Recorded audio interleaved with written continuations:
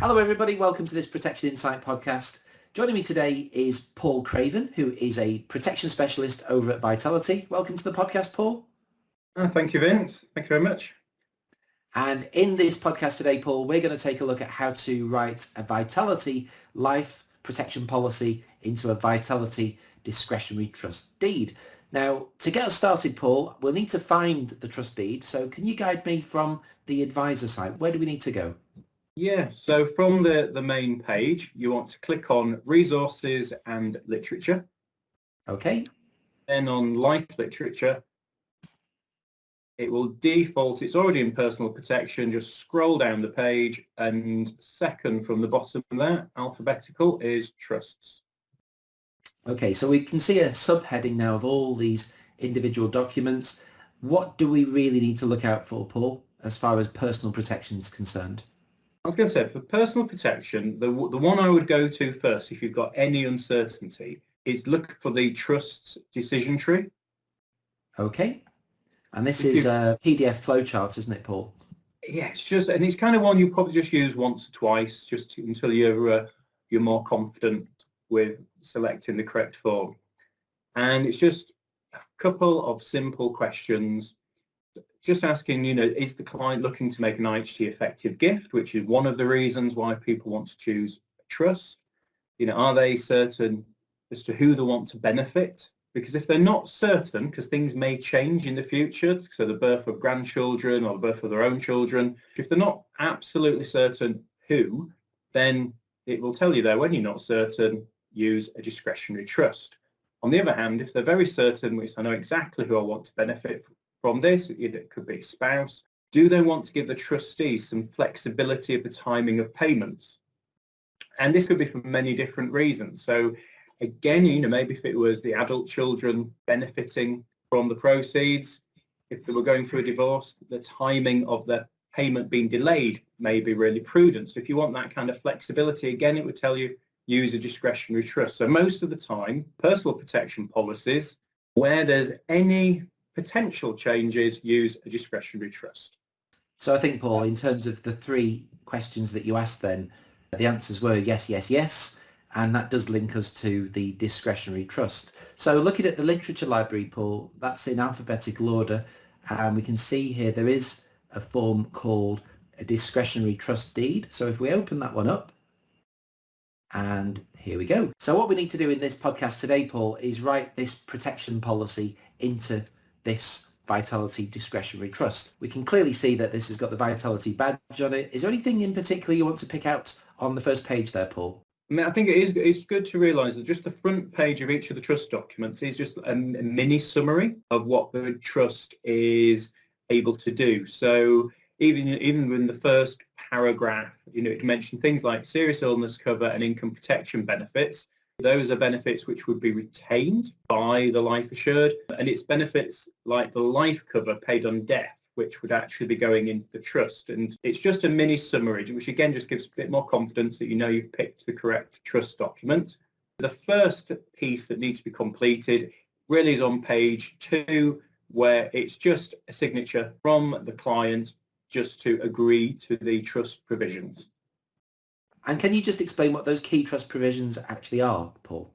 And as per the front page, which is the overall summary, which is about the policy will be placed into trust, which means that the ownership of policy has been transferred to the trustees. And then we're going to select some of the trust provisions as we go through, because there are a couple of areas where there is some flexibility of how they want the benefits to be structured. So the piece we did mention already is things like income protection, serious illness cover. They're automatically retained benefits. So they are automatically benefits entitled to the life assured. So they are not in trust. Okay, so what we'll do is capture a signature on that first page. And then if we navigate down to page number 3, this has got a bunch of next steps, which I think is quite handy. If you can just talk us through this, Paul. I was going to say, so here is we're looking at the discretionary trust form.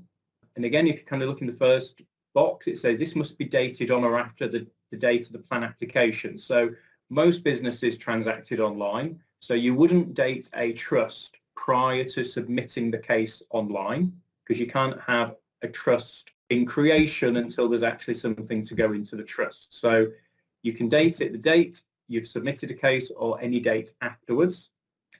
It then also mentions that in addition, you need to appoint at least one more additional trustee to act alongside your life assured as a trustee. So it tells you to also use the additional deed of appointment of additional trustees, and it's also suggesting you use a letter of wishes in giving some instructions to the trustees for how they disperse the trust fund. And then the really important box below that is it's then telling you where to send the original copy of the form to. So Vitality Life Sheffield S95 1BW. And then it just confirms that once we've received the forms, we've noted them, we will then return the forms special delivery back to client. And we'll also confirm the trust is in place. So some of the key learning points from this page here: the original trust form needs to be sent to Vitality. If you want to set up a letter of wishes, that's a really good idea. And of course, anyone watching this podcast, do refer to the Letters of Wishes podcast for more information about that. So this is quite handy, this page, Paul, because it does give us guidance about how to go about the process. So if we move down to page number 4, this is where we can actually start completing some of the boxes. So what do I need to do first? First thing to do is date the form. So again, current date, and as we saw on that previous one, as long as it's post the application being submitted, the date will be correct. So we can use today's date. And the little post-it note on the side there, Paul, does read, insert here the date this trust is signed and your name and address. Where there are 2 applicants for the plan or 2 plan holders, in the case of existing plans, both names and addresses need to be inserted. So the name and address there, Paul, that would be of the client, wouldn't it? Correct, of the plan owners. So whoever the plan owners are, they will be the settlers, and they would enter either their individual details or both details in those first boxes as the settler. And I think the fact that we've actually got 2 boxes for those settlers does indicate that this will accommodate a joint life policy as well. It will. Yeah. Okay. It will. So if we complete that, and the next thing we need to do happens on page number 5. Now this is called Part B, Plan Subject to Trust. This trust can be used with the new or existing plan. Insert the names under the plan. Now I know you've actually got a fantastic online facility for new business, but if you've got a policy that's already in force, that will be most likely why we're using the trust deed, won't it, Paul? It will. I was going to say the online trust follows the same format, apart from it's pre-populated certain sections, but it's running with exactly the same terminology and same sections. So if I complete the plan number in that first box and then the life assured in the second box, now in part 3 on page number 5, we've actually got for joint life first death plans, reversion to surviving settler. Now my case study is a single life plan. So what do we need to do, Paul? You can just leave that box. There's no need to complete anything there. Okay.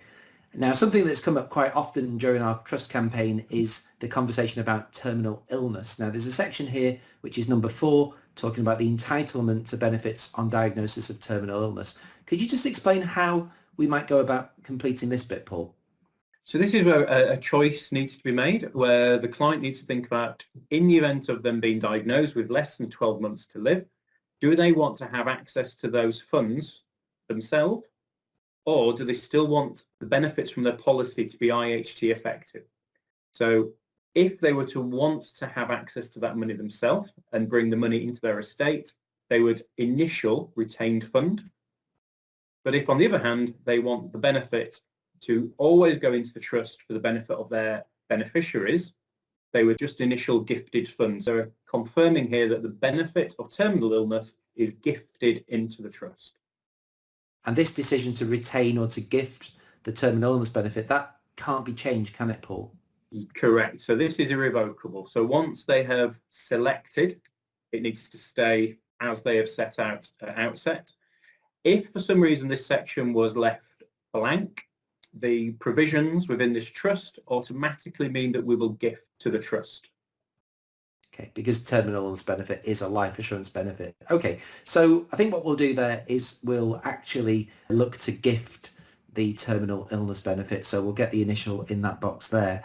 So if we work our way down the bottom of the page, we've now got part C, which talks about definitions. Could you just run through this, Paul? So a discretionary trust gives the discretion to the trustees of how they distribute the money and who they distribute money to, but with restrictions. The trustees are restricted to giving the money to who is within a category of beneficiary. So here we have the listed beneficiary classes. So spouse, widow, widower, children, remoter issue, and by that we would mean grandchildren. We do also mention it could be any spouse and former spouse, again, just in case. It's the flexibility of just trying to make it fit with a client's lifestyle, brothers and sisters, any person other than the settler upon who should be beneficially entitled to their estate. And if you just scroll to the top of the next page, it will also say any person who has been nominated to the trustees in writing. So this is saying anyone nominated in that letter of wishes is also entitled to the trust fund. Now, in addition to those categories, I personally would just go with point F and make sure I've used a letter of wishes. But if someone does want to specifically name somebody not covered in any of those paragraphs, under G, you can type in specific names. So in our case study, Paul, we've actually got an unmarried couple. So what would you suggest? I'm going to say if you are absolutely certain that they will always be a beneficiary, you can type their name in. If there is any possible chance that you may not want them on the trust at a later date as a potential beneficiary, I would leave it blank and just use point F and use my letter of wishes. So as long as the trustees have been told in writing about who that person is, we can accommodate it either here or either on the way. letter of wishes. It can be named or they can be left on as long as you do a letter of wishes.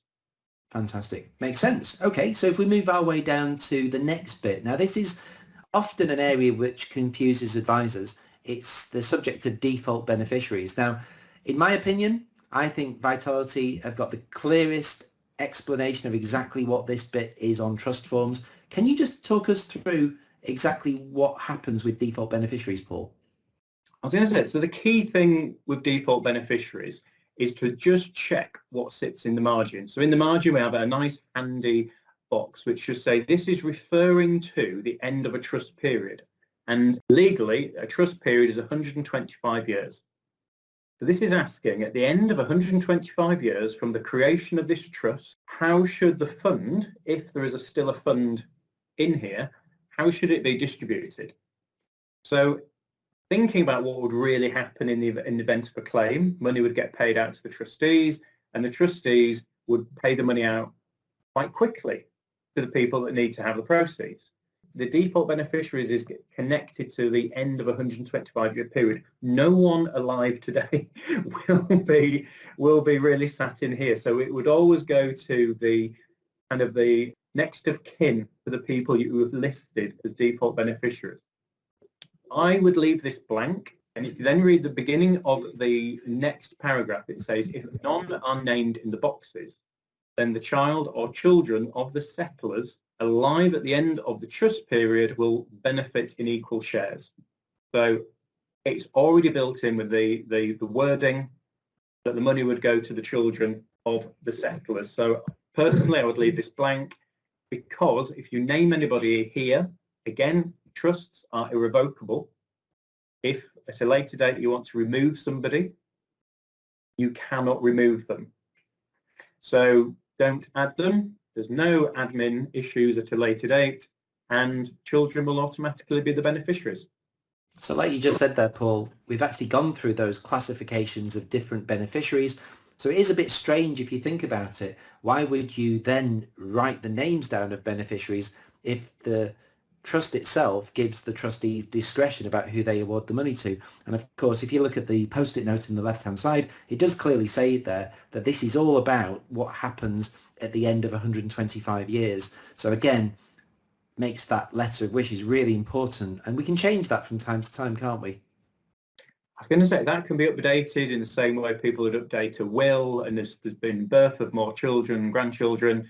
So it makes sense to have these as flexible as possible, which is why I like the letter of wishes so much, because that is how you can maintain your flexibility and keep your paperwork to a minimum. Fantastic.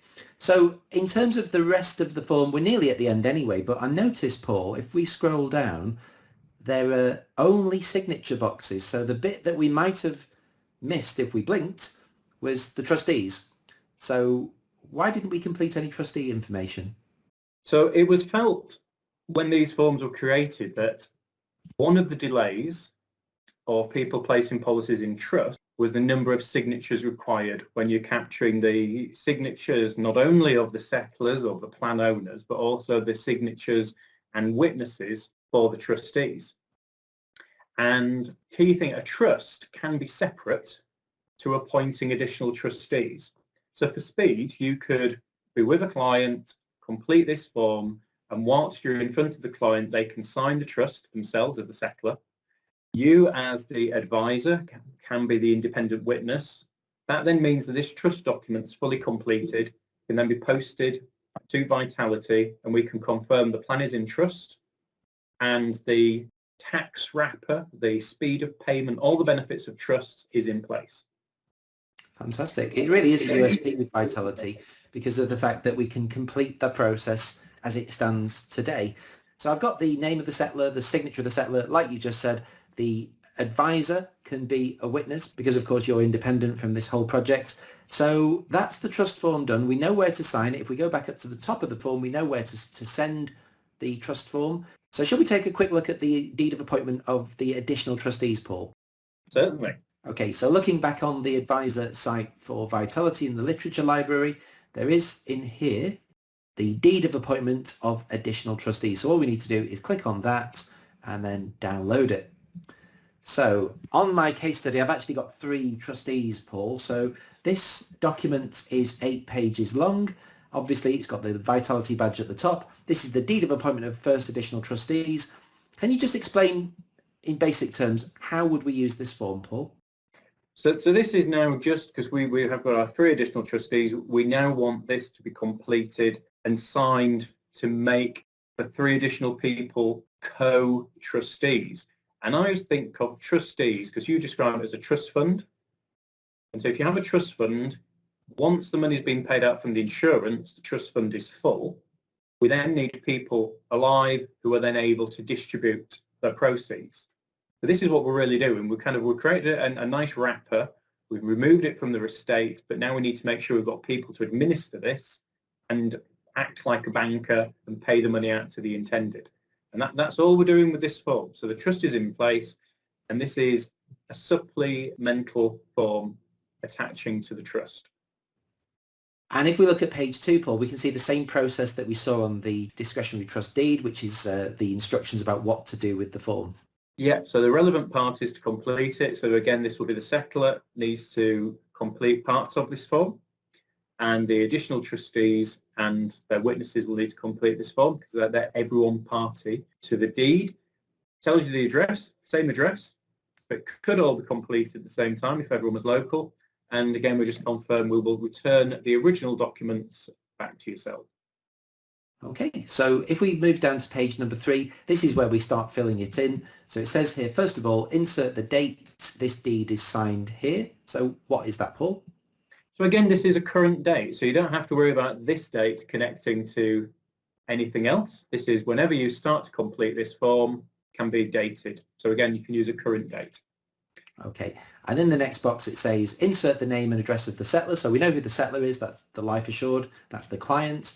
There's a second settler, so that would be for joint life policy, so we can ignore that. And then we're straight into the business of those additional trustees. So I can see that we can add the name and address of the first, the second, and the third additional trustee. And if we move down to page number 4, it says, and this is supplemental to a declaration of trust dated and made by the settler. So what is that, Paul? I was going to say, so this is a form to kind of then say this is connecting to the original trust. So we can know it is connected. Whatever the date on the trust deed, this is where we then copy that date across and place it on here. So they don't have to be the same in terms of when this form is completed, but then in this box, we do need to use the same date from the trust document. Right, so it's important to pay attention to when we actually wrote the original trust deed. Yeah. It's always good to keep a copy of the forms that you can then refer back to. Yeah, okay. So in the next bit it says whereas, so insert the plan number here if the plan has been issued. So we've got the policy number, so we can pop that in there. And if we move down to page number 5, this is where we actually capture those signatures again. So we've got the name of the settler, the signature of the settler, name and address of the witness.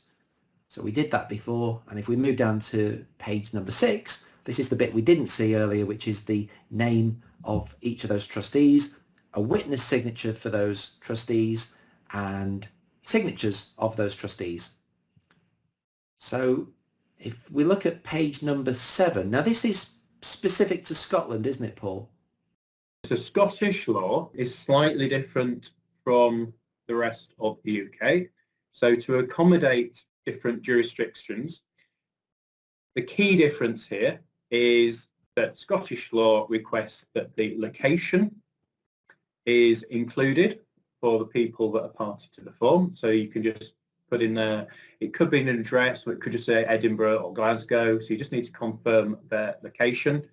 And it will also ask for a date for when the witness has signed the form as well. So that location really is the location of where the signature took place. Where the person, where the person signing the form is based, and it will also ask, and that's just to accommodate Scottish law. So again, every trust document includes this kind of multi-jurisdictional capability, and you just go to the relevant signature pages and leave the irrelevant ones blank.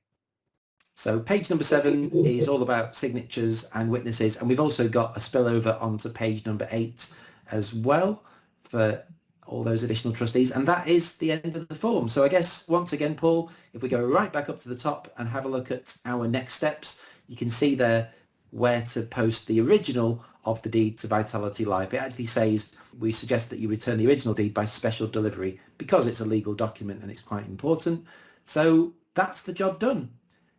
So thanks very much, Paul. That's really useful to guide us through how to put a Vitality Life insurance policy into a discretionary trust deed. It wasn't that difficult at all. So I hope you found that useful. And obviously, thanks once again for tuning in and watching the podcast. Thanks to you, Paul. And until next time, it's bye for now.